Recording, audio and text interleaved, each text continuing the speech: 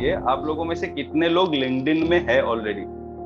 LinkedIn करके profile में कितने लोग हैं? नोबडी? ओके। लिंक्डइन पता है सबको? इमरान है, लिंक्डइन पता तो है ना सबको, एवरीबॉडी नोज लिंक्डइन, बट आप लोग लिंक्डइन में है नहीं, मतलब आपका प्रोफाइल नहीं क्रिएट किया है। ओके। अभी लिंक्डइन एक ऐसा पर्टिकुलर प्लेटफॉर्म है, देखिए लिंक्डइन एक प्लेटफॉर्म है, इंस्टाग्राम एक प्लेटफॉर्म है, यूट्यूब एक दूसरा प्लेटफॉर्म है, ऐसे बहुत सारे प्लेटफॉर्म्स है, फेसबुक है, ट्विटर है, आप अपना पॉडकास्ट, अपना वेबसाइट, बहुत सारी चीजें कर सकते हैं इंटरनेट पे। डिजिटल मीडियम में करने के लिए आपके पास बहुत सारी चीजें हैं। मैं एक दो जस्ट प्लेटफॉर्म्स का नाम ले रहा हूं just to get the context, और मुझे समझ में आए कि आज जो ऑडियंस है मेरे सामने, आप लोग किस लेवल पे हैं अपने डिजिटल मार्केटिंग या डिजिटल प्रेजेंस को लेके, ताकि उसके अनुकूल में आप लोगों को इन्फॉर्मेशन दे पाऊं ज्यादा। तो लिंक्डइन के बारे में थोड़ा सा मैं बात करता हूं आप लोगों के सामने आज, और उसके साथ हम ये डिस्कशन को आगे बढ़ाते हैं। लिंक्डइन क्यों मैं आज चूज कर रहा हूं to begin with, because fitness professionals के लिए लिंक्डइन एक ऐसा प्लेटफॉर्म है जो मैं समझता हूं बहुत पावरफुल और बहुत इंपैक्टफुल प्लेटफॉर्म हो सकता है। लेकिन जैसे इसी ग्रुप में मैंने देखा, और ये मैं मेरे एक्सपीरियंस के साथ भी आप लोगों को कह सकता हूं, क्योंकि ये सवाल मैं ओवर द इयर्स बहुत सालों से लोगों को पूछते आया हूं, फिटनेस इंडस्ट्री में मेनली मैं ये सवाल लोगों को पूछते आया हूं। लिंक्डइन का जो अंडरस्टैंडिंग है वो मैंने ऑब्जर्व किया है, समहाउ फिटनेस प्रोफेशनल्स के बीच में रिलेटिवली बहुत कम है। फिटनेस प्रोफेशनल जनरली आप देखते हैं would always be more active on Instagram, they are also active on platforms like YouTube, ऐसे बहुत सारे प्लेटफॉर्म्स में एक्टिव है, फेसबुक में बहुत एक्टिव है। लेकिन लिंक्डइन में कंपैरेटिवली, मैं ऐसा नहीं कहूंगा कोई नहीं है, बिल्कुल नहीं है, ऐसा नहीं है, लेकिन कंपैरेटिवली बहुत ही कम है। जैसे इसी ग्रुप में अभी हमने देखा कि आप लोगों में से कोई भी लिंक्डइन में है नहीं, और अगर है भी तो आप कोई ज्यादा उसमें खास एक्टिविटी कर नहीं रहे हैं, राइट? अभी लिंक्डइन क्यों इंपॉर्टेंट है मैं कहता हूं, और लिंक्डइन का सिग्निफिकेंस फिटनेस प्रोफेशनल्स के लिए क्यों है, मैं ऐसा क्यों कह रहा हूं। लिंक्डइन एक प्रोफेशनल प्लेटफॉर्म है, राइट? जैसे फेसबुक एक ऐसा प्लेटफॉर्म है जो कि आप अपने प्रोफेशनल एंगेजमेंट के लिए प्राइमरीली आप उसको यूज नहीं करते। हाँ, आपका फेसबुक में कोई प्रोफेशनल कनेक्शन बिल्ड हो सकता है, किसी के साथ बात हो सकती है, आपको कोई अपना टीम मेंबर मिल सकता है, आपको कोई क्लाइंट भी मिल सकता है फेसबुक के थ्रू या इंस्टाग्राम के थ्रू, वो सारी चीजें पॉसिबल है।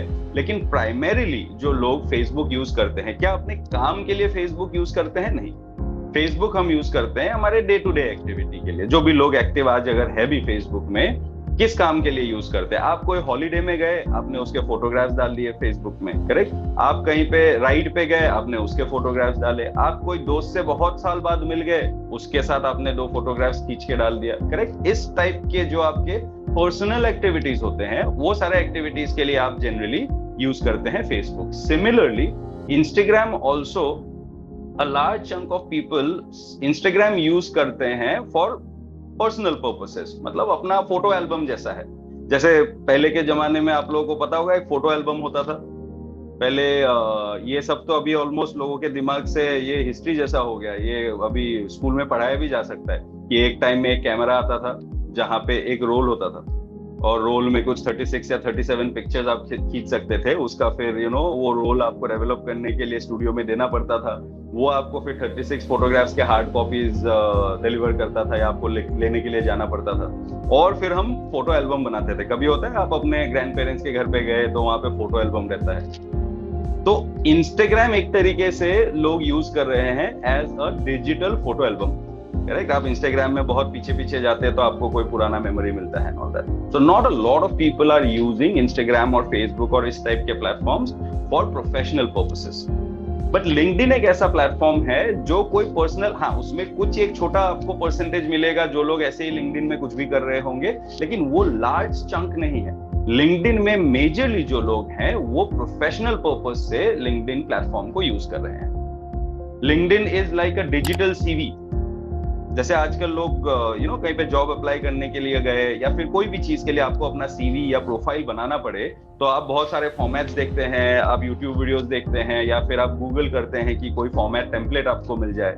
LinkedIn is actually a ready made template, और उसमें और बहुत सारी चीजें हैं। इनफैक्ट मैं कुछ चीजें आज आपको दिखाना भी चाहूंगा उस डायरेक्शन में। लेकिन लिंक्डइन में आपका जो प्रोफेशनल प्रोफाइल है वो बहुत अच्छे से बिल्ड होता है। ये एक चीज है। दूसरा, लिंक्डइन जो यूज कर रहे हैं लोग, जो लोग एक्टिव है लिंक्डइन में, वो सारे लोग जनरली कॉर्पोरेट सेक्टर के लोग हैं। एक लार्ज चंक जो है लिंक्डइन में वो कॉर्पोरेट सेक्टर के लोग हैं। लिंक्डइन में हायरिंग होता है, जो एचआर होते हैं कंपनी के, कोई पोजीशन के लिए हायर करना है तो लिंक्डइन में वो जॉब पोस्टिंग होता है। वो जॉब पोस्टिंग फिर आप सर्च करेंगे कोई जॉब के लिए। समझिए आज देवी प्रसाद एक जॉब ढूंढ रहे हैं, जस्ट एज एन एग्जांपल। समझिए आप फिटनेस ट्रेनर का नहीं, कोई दूसरे फील्ड में आप है और आप एक जॉब ढूंढ रहे हैं आज, तो आप क्या करेंगे, लिंक्डइन में जाके, अगर आप एक्टिव है, लिंक्डइन का अंडरस्टैंडिंग है, आप वहां पे अपने प्रोफाइल को लेके सर्च करेंगे। समझिए आप सेल्स प्रोफाइल में है, राइट? सो आप क्या लिखेंगे वहां पे जाके, sales executive, business development, sales manager, ऐसे टाइप से क्या क्या जॉब पोस्टिंग्स है आप सर्च कर सकते हैं लिंक्डइन में। या फिर समझिए आप मार्केटिंग में है तो आप मार्केटिंग रिलेटेड जॉब्स ढूंढेंगे, राइट? सो इस तरीके से लोग जॉब ढूंढ सकते हैं और आपको जॉब्स अप्लाई करने का वहां पे ऑप्शन मिलता है। एचआर जो होते हैं कंपनी का, अभी समझिए मैं कोई कंपनी का एचआर हूं, मैं एक सेल्स पर्सन ढूंढ रहा था, मैंने पोस्ट किया लिंक्डइन में, Devi Prasad was looking for a job which is in sales domain, तो उनको मेरा लिस्टिंग दिखता है और वो मुझे कांटेक्ट करते हैं। तो शायद देवी प्रसाद अगर एलिजिबल है उस जॉब के लिए, तो मुझे एक मेरा टीम मिला, जो मुझे रिक्वायरमेंट था, मेरा हायरिंग का रिक्वायरमेंट था, और देवी प्रसाद को एक जॉब मिला। ऐसे बहुत सारे एक्टिविटीज जो है, प्रोफेशनल एक्टिविटीज जो है लिंक्डइन में होते हैं। ये कुछ मैं आप लोगों को एग्जांपल दे रहा हूं just to make you understand the platform. अभी इस वजह से हुआ क्या है, सबसे ज्यादा कॉर्पोरेट सेक्टर के लोग जो है वो लिंक्डइन में एक्टिव है। अभी लिंक्डइन में एक्टिव जो लोग हैं वो कॉर्पोरेट सेक्टर के अगर लोग हैं, तो क्या ये लोग आपके टारगेट ऑडियंस है एज अ फिटनेस प्रोफेशनल? ये आपके 100% टारगेट ऑडियंस है। ये बात समझ में आ रहा है आप लोगों को? जो कॉर्पोरेट सेक्टर में अच्छे लेवल पे काम कर रहे हैं, ये आपके टारगेट ऑडियंस है। क्योंकि एक फिटनेस प्रोफेशनल को अफोर्ड कर पाने के लिए, आप लोगों को ये एक चीज का तो अंडरस्टैंडिंग है कि आप एक प्रीमियम सर्विस है। कोई भी एक फिटनेस प्रोफेशनल को हायर नहीं कर सकता है, कोई भी, मतलब एक पर्टिकुलर लेवल ऑफ इनकम होना जरूरी है। हर प्रोडक्ट या हर सर्विस का एक पर्टिकुलर कैटेगरी होता है। तो आपका जो सर्विस है एज अ फिटनेस प्रोफेशनल, ये प्रीमियम कैटेगरी में आता है। अभी प्रीमियम कैटेगरी की चीजें जो है वो एक पर्टिकुलर ऑडियंस खरीदेगा, वो आपका ऑडियंस लिंक्डइन में अवेलेबल है। अभी हम लिंक्डइन को एक्सप्लॉइट नहीं कर रहे हैं, लिंक्डइन को एक्सप्लोर नहीं कर रहे हैं, तो इसका मतलब क्या हुआ कि हम एक बहुत बड़ा चंक जो हमारा ऑडियंस का हो सकता था, हमारा एक टारगेट ऑडियंस हो सकता था, उसको हम टारगेट ही नहीं कर रहे, उसका बेनिफिट हम नहीं ले पा रहे। ये समझ में आ रहा है आप लोगों को? इसमें और एक बहुत इंपॉर्टेंट चीज है, आप सोचिए, कंपनीज में एचआर का एक डिपार्टमेंट होता है। एचआर के बहुत सारे रिस्पॉन्सिबिलिटीज होते हैं, जैसे एम्प्लॉय का ख्याल रखना, एम्प्लॉय के नीड्स का ख्याल रखना, नए एम्प्लॉयज की जब जरूरत पड़ती है उनको हायरिंग करना, उनका ऑनबोर्डिंग करना, सारे लेबर लॉज का ध्यान रखना, ऐसे बहुत सारे रिस्पॉन्सिबिलिटीज होते हैं एचआर के। उनमें से एक बहुत इंपॉर्टेंट एचआर का रिस्पॉन्सिबिलिटी होता है जिसको हम कहते हैं एम्प्लॉय वेलफेयर। ये टर्म सुना है आप लोगों ने? बड़े कंपनीज जो होते हैं, एम्प्लॉय वेलफेयर करके एक्टिविटी होता है।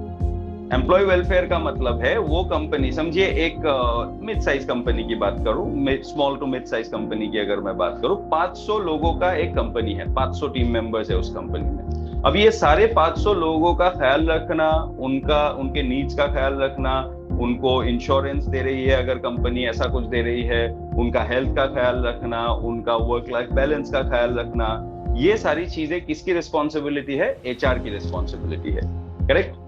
अभी एक एचआर जो होती है कंपनी की, एचआर जो इधर एक कोई एचआर के इंडिविजुअल पर्सन की बात करे या पूरे डिपार्टमेंट की बात करे, एम्प्लॉय वेलफेयर के पॉइंट ऑफ व्यू से कंपनीज में वो बहुत सारे हेल्थ एंड वेलनेस के एक्टिविटीज रखते हैं। इस चीज के बारे में कितने लोगों को पता है कि कंपनीज में health and wellness related activities होते हैं? ये पता है आप लोगों को? ये चीज नहीं पता है, ओके।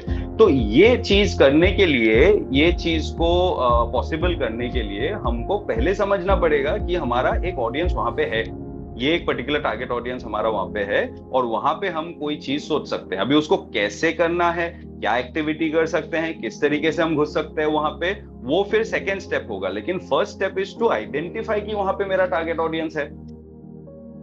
ये रीजन से, क्योंकि हमको ये अंडरस्टैंडिंग ही नहीं है कि कॉर्पोरेट्स में हमारा एक बहुत बड़ा टारगेट ऑडियंस है, हम लोग लिंक्डइन जैसे प्लेटफॉर्म को एक्सप्लॉइट नहीं कर रहे हैं, और हम लोग ये नहीं सोच रहे हैं कि एक कॉर्पोरेट कंपनी में जाके हम कुछ एक्टिविटी के लिए इंक्वायरी कर सकते हैं या किसी को रीच आउट कर सकते हैं, कोई दोस्त से, कोई अपने पुराने कलीग से, या कोई फैमिली मेंबर से, कोई भी आपके नेटवर्क में हो जिसके थ्रू हम कोई कंपनी में एंटर करने की कोशिश करें।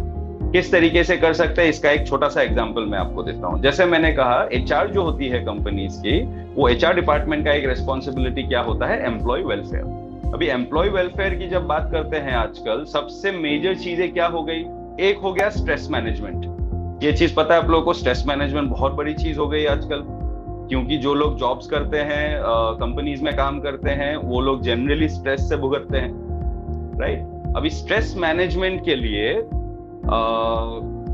जो कंपनियां होती है, एचआर डिपार्टमेंट होते हैं, वो कोई ना कोई तो एक्टिविटी रखते हैं कि कोई योगा टीचर को बुला लिया, कोई ब्रीदिंग एक्सरसाइज सिखा दिया, कोई साइकोलॉजिस्ट को बुला लिया, उनके थ्रू एक सेशन करवा दिया कि आप किस तरीके से अपना स्ट्रेस एंजाइटी मैनेज कर सकते हैं। दूसरा चीज जो बहुत इंपॉर्टेंट है वो है हेल्थ एंड फिटनेस। स्ट्रेस भी हेल्थ एंड फिटनेस के अम्ब्रेला के अंदर ही आता है, लेकिन जो फिजिकल फिटनेस है ये भी एक बहुत इंपॉर्टेंट चीज है।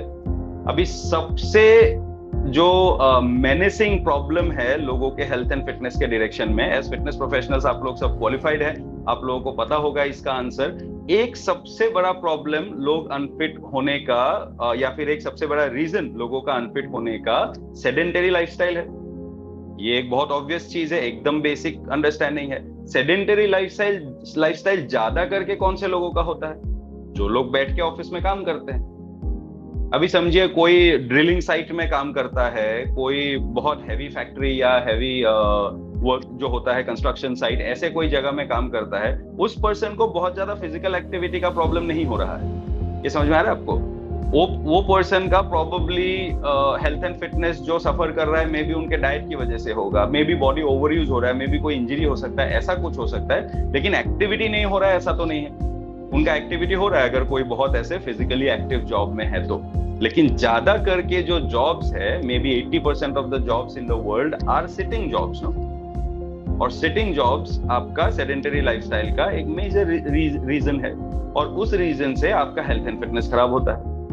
तो वो पूरा का पूरा आपका टारगेट ऑडियंस है। आप फिजिकल फिटनेस ट्रेनर्स हो तो आपका वो टारगेट ऑडियंस है। अभी वो टारगेट ऑडियंस को रीच कर पाने के लिए हम क्या कर सकते हैं, समझिए आपके कोई फ्रेंड है या आपके कोई नेटवर्क में है जो एक कंपनी में एचआर है या एचआर डिपार्टमेंट में काम करते हैं।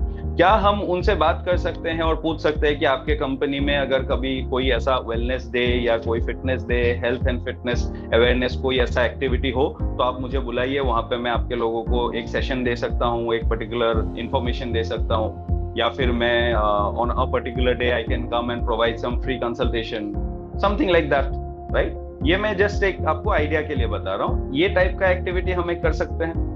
ये एक्टिविटी अगर हम करेंगे तो हमें एक डायरेक्ट टारगेट ऑडियंस जो हमारा है उसके साथ डायरेक्टली बात करने का मौका मिल रहा है। तो ये एक्टिविटी बहुत सारे लोग नहीं कर रहे हैं, ज्यादा करके लोग ये एक्टिविटी नहीं कर रहे हैं। और इनफैक्ट मैं अगर मेरे एक्सपीरियंस की बात करूं, 2011 से लेके 2017 के एंड तक जो मैं एक्टिव फिटनेस प्रोफेशनल रहा, उस पूरे टाइम के दौरान मैंने बहुत सारे कंपनीज में जाके सेमिनार्स किए और उसमें से बहुत सारे क्लाइंट्स मिले मुझे।